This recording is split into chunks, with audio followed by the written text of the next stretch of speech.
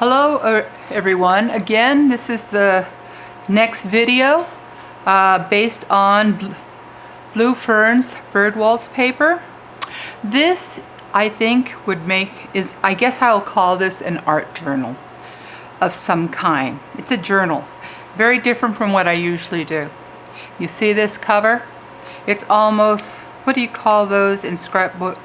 Like a spread. I guess that's what you would call it. But before I go into more detail, I want to show you what it began as. It began as this. I found these at Joann's, and I really liked the paper. They were on clearance and the price was right. And then the question was, what shall I do with it? So this is what I came up with. So I kept looking at it, and I kept looking at it, and I decided I wanted to cover it with Blue Fern paper. But one of the things, I don't know about you, because it had so many, a bend right here, and I thought, oh, maybe the paper will crack. Most of us do not like cracked paper. So I decided, and I'm going to pull all these tags out, I said, okay, what can you do so the paper won't crack? And what I decided to do was, the page scrap paper I was going to use, I decided to print it on muslin. So, and by the way, this elastic is here for a reason, don't worry. This is one of the pages. I like it because it has the roses. And I decided I'm going to print on muslin with my copy machine. And there I could, then fold. And then the paper, there is a lot of techniques on how to do this on YouTube. But you basically use some of that adhesive interfacing, and you iron it on to the muslin and then to a piece of copy paper, and you run it through your copy machine. And it's not perfect. It's a softer, more vintagey look to it, but it solves my problems, so I get no cracked paper. Then what do? I cut the paper and I use it for accents for it. I will use the paper. And that's what you're seeing here on the cover. It is the muslin. So it's just a technique that I do. And so as you can see, this is the paper cover, and so is this part. And then this is more like a mixed media layout, I guess you would call it. This was a flower that my friend Janie had avocado stain, and this was a leftover piece, and I will explain why I put this leftover piece here. And I want to actually put a photograph instead of the bird waltz because I want it for a more personal use. So I cut some slits, and I'll be able to slip a picture in there, a personal picture. And then I just have some of these tags. This is one from Innkeeper, and here is just a piece of paper that's been floating in my stash that it's probably going to get decorated later on. You can see I'm just kind of using up my stash. But at this point, I'm just going to put it right there, and with the flower, and it makes a beautiful cover. So let me talk to you about what I did. Well, you won't see it until you open it.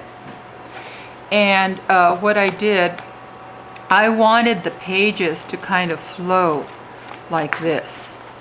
And you might say, well, they look a little bit too tight. But I can control it with this bow. And that's what I wanted, to have access to these pages. And if I loosen the bow enough, just right, I can get these pages where I can get the full use of the pages. I also wanted to be able to remove the pages and say, okay, I made something, I want to put it in one of my journals, and I can just take this apart and take pages off of this. So as you can see, it just has some organza ribbon, and I ran it through, and you can see it's here in the back, these 2 loops. But it gives me the freedom of undoing this and pulling pages out. Or if I want to journal and just add to it as I go, saying I don't really know where whatever it is where it's gonna land up, and I just want access to the paper without too much trauma. Just untie the bow, and you can see it's pretty loose, and I can even loosen it enough so that the pages will open like that. So what I did was basically eliminate this fold right here that you see in this journal. You see what it was originally? You see how it bent? And you lost about 1 inch of paper right there on the side there. It was like this. And I thought, well, the problem I didn't like as you would go into the pages, look at what started to happen. I think this is why they weren't very popular. So I decided I wanted more access. So this fold right here, and initially I started because I didn't know what I was doing. Anyway, so I really didn't know what I was doing. So I initially put the holes here. There's 4 holes, and I had the fold. And then as I worked with this, I got to thinking, you know, there's got to be a way that you can do this and have more access to the paper. So as I began, once I took it apart, and by the way, I really did take this apart, and I added, this is an inch spine versus a 1/2 inch spine. And if you work with journals, you know that if you're going to add things to it, you need a larger spine. So I decided I'm going to make an inch spine, and it was very simple. It just you treat it pretty much just like you do a book. And so this has a new spine. And like I said, this decoration, this is from the paper. It's to cover the 4 holes, because I said, you know, you don't need it. This will work. And then the next problem I faced was the paper pad was sliding down because it didn't have that much support. So I do have you see, I want to hold it like this, and I want it in place. So I had to do some brainstorming, and this is what I came up with. I was going to put this side pocket, and this is leftover material, so I use every little bit of everything, you know. And so this is what I did. I said, I'm going to put a pocket in there. And then when I put it in, it didn't lay flat, so I had to cut like 1/2 inch. See, I cut 1/2 inch out of the last 3 sheets. And I figured, well, no one will tell, and you can always put a fake one. And there it is. And then I got to thinking, you know, and this is when you're creating and you're going as you go. I said, well, you could put some elastic, you know, you could have put it into the pocket, like, you know, like this, right in front of the lace, and then it would hold it in place, much like this. Oh, you see how it kind of slides? You see how I have to make the lace a little bit tighter. But I said, oh, you can do that. So I don't know what I'm going to do with the lace, with the elastic, excuse me. It's just a flat elastic, which in this day and age is hard to find. And so that was my initial thought. As you can see, this is the original. I had just covered it with music paper, and I put some gold edging. And so I don't know, I might put the elastic, but I said if I had done this ahead of time, I would have put holes, eyelets right here, and then glued it down. But like I said, when you're just kind of creating as you go, these things come to you, and as you work, you just problem solve, you know, after the fact. Because first I was really freaked out, because and this paper is very snug in there, and it's snug for a reason. It's to hold, and I used 3 sheets because in some ways it's a little bit better than the elastic, you see. some ways, and it holds it in place, the pad.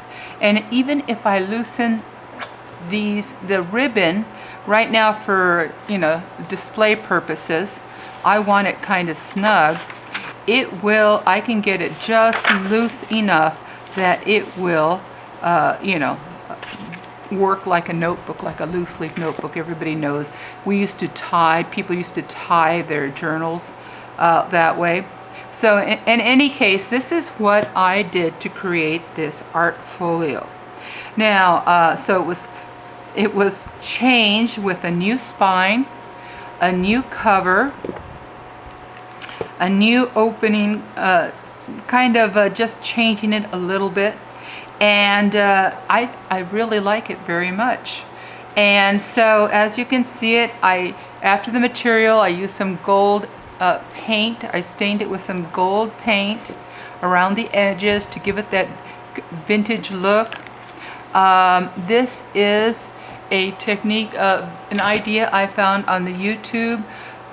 Her last name is Dudley Howells. I can't remember. She's from Los Angeles, who got this idea of cascading envelopes from the book Vandal.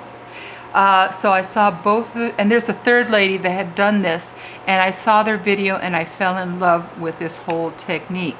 So basically, you can find it under, like I said, the book Vandal, I think, came up with it originally. It's 3 envelopes called Cascading Envelopes. And so, this is actually already made, and it's lightly stamped, and they're dyed, and they're distress ink. And they are functioning envelopes, as you can see. And this pocket is also a functioning pocket. So if I wanted to cover everything, or just, when you're working, you have all these things that you want to just stick in. It actually is a pocket, in that sense. And let's see what happened on this side. Oh, I know what I did. And like I said, it will go in like that. You see, it's a pocket. And this was fussy cut from the paper I had on the cover. You can open these envelopes and fill them with ephemera, like I did right there. I added some stamps to give it that letter look. This is a piece of stationery from my friend Janie. This is from the Bird Waltz ephemera packet. You can see I used some napkin decoupage. This is from that page. Like I said, I do use the paper. It's just I like to cover journals with material, especially if I suspect it might crack. Not to say that it would have, but I just didn't want to even go there. And this is from Janie. She gave me, we share a lot of our stuff, and it is a pocket back here, which I think just makes it look a little bit romantic. I'm very fond of roses. I think you can figure out why. But anyway, this is a fun project. So if you see these on clearance, because I found some that weren't on clearance, or if you are at a thrift store and you see a journal really cheap, don't be afraid of taking the cover off, making a new spine, and creating something, and just leaving the rest the way it is. This, as you can see, I think I'm going to be putting quotes, learning how to do layouts. And this is probably going to be my first quote in there. Old energy is clearing, new energy is entering, great things are coming. So, I thought this would be a good beginning page. Like I said, there's a lot of wonderful inspirational quotes that have meaning to you. And so in any case, that was my thinking when I made this. I really like it very much. It's very beautiful. It shows a little bit, you can, like I said, cut the frame out, and you can slide a picture in. That's why I have that blue tag in there. So it's going to be a picture. I just haven't taken it yet. It's probably me and my dogs. And like I said, it has just a vintage feel to it. I just really like it very much. And I don't know if I'm going to add the elastic. I do kind of like that, how it's fitting. And this is what's nice. You can just, okay, here's my quote. Let me just put it right here until I can get to it. Or the same over here. You can just say, okay, there it goes. It's ready. So I can put it there. And, oops, I guess I went off camera. And I'm ready. It's ready for, you know, when I'm ready to work with it. So again, and it lays really nice and flat, so I don't have a closure. I think you could just tie a ribbon around it. Closures, you know, when it's laying this flat at this time, not a big priority. I can always just put my ribbon, my elastic and button look. I don't know, but this is where I'm at with this journal. It's really a beautiful journal, or art journal, whatever you want to call it. So again, very quick journal. Thank you for quick video, excuse me. Thank you for watching, and be on the lookout for the third video.